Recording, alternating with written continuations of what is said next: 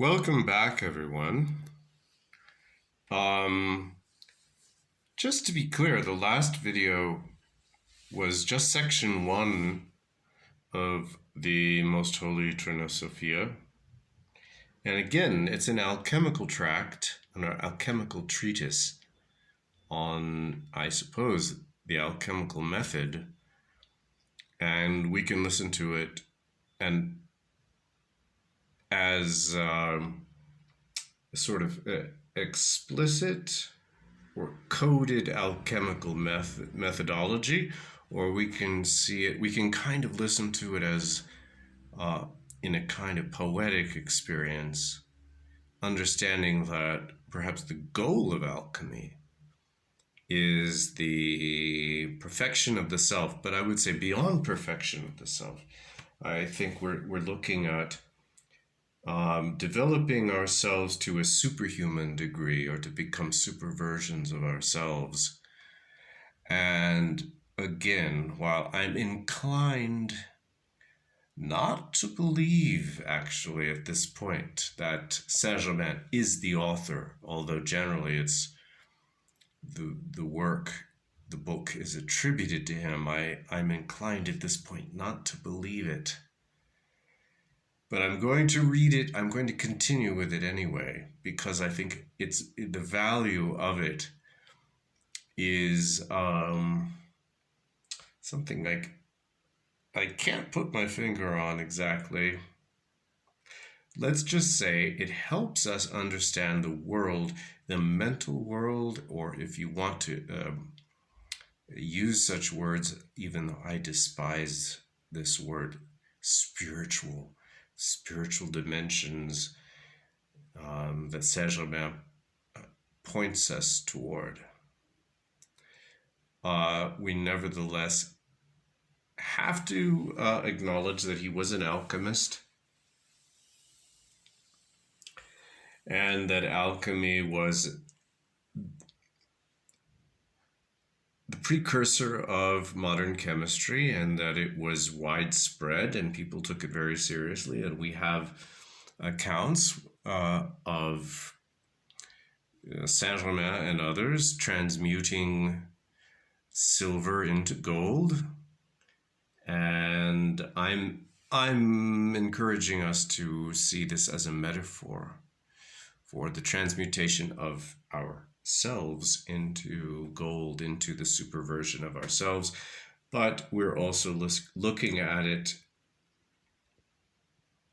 in other words, if I doubt that Saint Germain actually wrote this, I think it's important because it helps us get into the mindset. There's a mindset, there's a mental world, there's a worldview, there's a Weltanschauung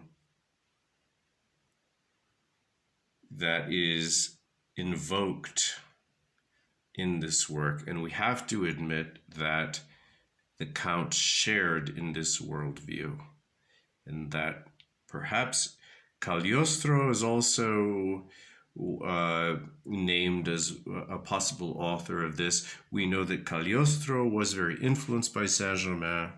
We know that they came up, or they knew one another, they inhabited the same milieu. And so on the basis of that, I'm going to continue reading. And as a little bit of a kind of something some of you might find interesting, I'm not a manga follower, but I know a lot of my students love manga. And there's a series called D. Gray Man, which some of you might know. D. Gray Man. And apparently there's a character in there, the Millennium Earl. The Millennium Earl.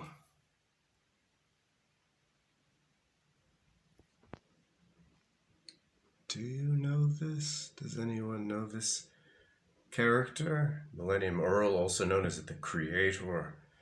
And Adam is a fictional character of the manga series D. Gray Man by Katsuro Hoshino. Introduced as the series' main antagonist, the villain The Earl's role is to help revive the dead and turn them into demons, known as Akma.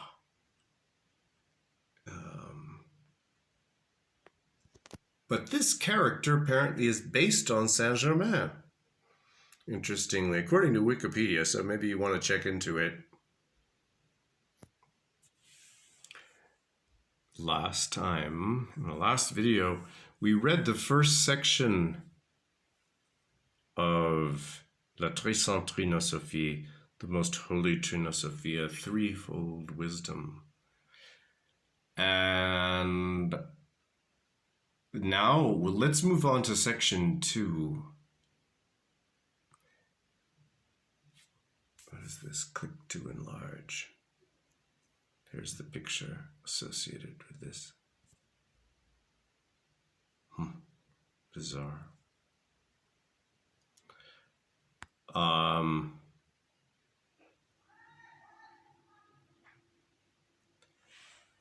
So this is taking us on a journey. And let's just go with it. This is section 2.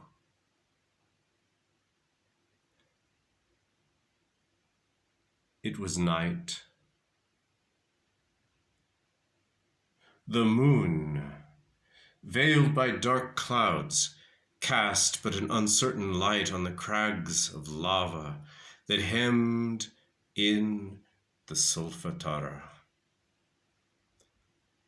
My head, covered with the linen veil, holding in my hands the golden bough, I advanced without fear toward the spot where I had been ordered to pass the night. I was groping over hot sand, which I felt give way under my every step. The clouds gathered overhead, lightning flashed through the night, and gave to the flames of the volcano a blood-like appearance. At last I arrived and found an iron altar where I placed the mysterious bough. I pronounced the formidable words. Instantly, the earth trembles under my feet. Lightning peals. Vesuvius roars in answer to the repeated strokes. Its fires join the fires of lightning. The choirs of the genii rise into the air and make the echoes repeat the praises of the Creator. The hallowed bough which I had placed on the triangular altar suddenly is ablaze. A thick smoke envelops me. I cease to see. Wrapped in darkness, I seem to descend into an abyss. I know not how long I remained in that situation. When I opened my eyes, I vainly looked for the objects which had surrounded me a little time ago. The altar, Vesuvius, the country around Naples, had vanished far from my sight. I was in a vast cavern, alone, far from the whole world. Nearby me lay a long white robe. Its loosely woven tissue seemed to me to be of linen. On a granite boulder stood a copper lamp upon a black table covered with Greek words indicating the way I was to follow. I took the lamp, and after having put on the robe, I entered a narrow passage, the walls of which were covered with black marble. It was 3 miles long, and my steps resounded fearfully under its silent vault. At last I found a door which opened on a flight of steps which I descended. After having walked a long time, I seemed to see a wandering light before me. I hid my lamp and fixed my eyes on the object which I beheld. It dissipated, vanishing like a shadow. Without reproach of the past, without fear of the future, I went on. The way became increasingly difficult, always confined within galleries composed of black stone blocks. I did not dare to guess at the length of my underground travel. At last, after a long, long march, I came to a square chamber. A door in the middle of each of its four sides opened. They were of different colors, and each door was placed at one of the four cardinal points. I entered through the north door, which was black. The opposite one was red. The door to the east was blue, and the one facing it was of dazzling white. In the middle of this chamber was a square mass. On its center shone a crystal star. On the north side was a painting representing a woman naked to the waist. A black drapery fell over her knees, and two silver bands adorned her garment. In her hand was a rod which she placed against the forehead of a man facing her across a table which stood on a single support and bore a cup and a lance head. A sudden flame rose from the ground and seemed to turn toward the man. An inscription explained this picture. Another indicated the means I was to employ in order to leave this chamber.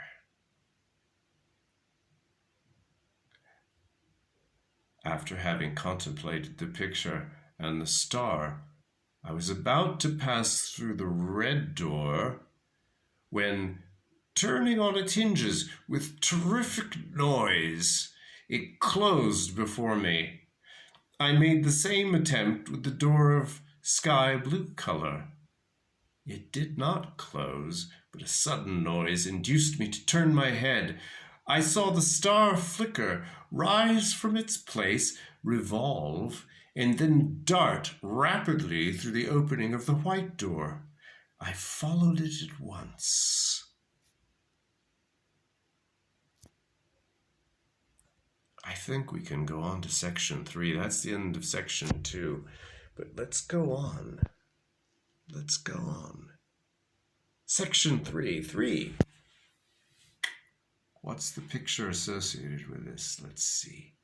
We have 2 lions and a crown. 2 arrows.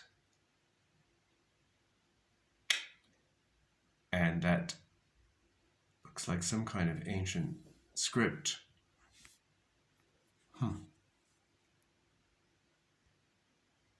Section 3. A strong wind arose, and I had difficulty in keeping my lamp alight. At last I saw a white marble platform to which I mounted by 9 steps.